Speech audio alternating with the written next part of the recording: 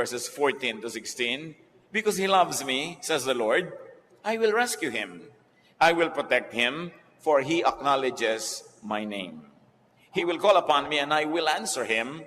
I will be with him in trouble. I will deliver him and honor him. With long life will I satisfy him and show him my salvation.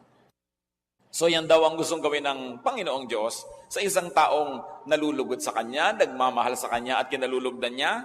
Ililigtas niya mula sa mga panganib at pahahabain niya ang buhay.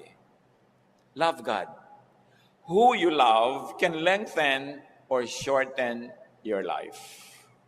Napakahalaga yan na ating namnamin. Kung sino ang minamahal natin ay pwede magpahaba o magpaiksi ng buhay natin. And when we add, whatever you love can lengthen or shorten your life. Ano bang ating hilig sa buhay?